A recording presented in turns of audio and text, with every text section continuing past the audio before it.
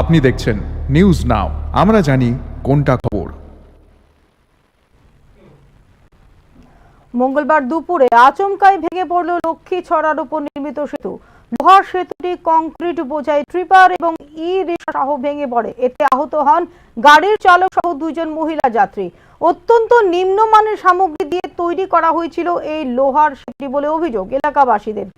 গোবিন্দপুর থেকে কিনাইচর যাবার পথের এই সেতুটি ভেঙে পড়ায় কয়েক হাজার পরিবার শহর থেকে যোগাযোগ বিচ্ছিন্ন হয়ে পড়ে। খবর পেয়ে ঘটনাস্থলে ছুটে আসেন বিধায়ক বীরজিৎ সিনহা এবং অন্যান্য উচ্চপদস্থ আধিকারিকরা। ঘটনাস্থল পরিদর্শনের পর পূর্ত দপ্তরের দায়িত্বপ্রাপ্ত আধিকারিকের সাথে সাক্ষাৎ করেন এবং দাবি জানান অবিলম্বে সেতুটি চলাচলের উপযুক্ত করে তোলার জন্য।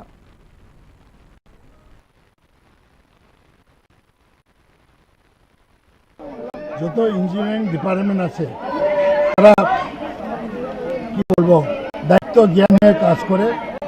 যেমন আপনাঙ্গাবাড়ি লোয়ার ব্রিজ, এটা অকেজো হয়ে গেছে, ওইটা ডিমোলিউশন করে নাই। আমি বহুত লেখালেখি করার পরে শেষে 2 দিকে গর্ত করা হয়েছে যাতে কোনো মানুষ চলাচল না। এই ব্রিজটা জানে যে খারাপ হয়ে যেতে, এটা তো কয়টা ব্রিজ আছে কৈলাসরে, 5-6টা আছে। এগুলো তো তাদের দেখা উচিত।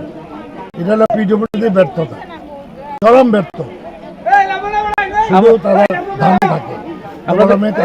আমরা দেখলাম একটা পাথর বোঝা গাড়িও এখানে রয়েছে। এখানে তো কেন বড় গাড়ি কেন যাবে? যদি উইক হয় এইখানে সাইনবোর্ড লেখা উচিত যে এখানে যাতে কোনো মাল বুঝায় গাড়ি যাতে না হয়।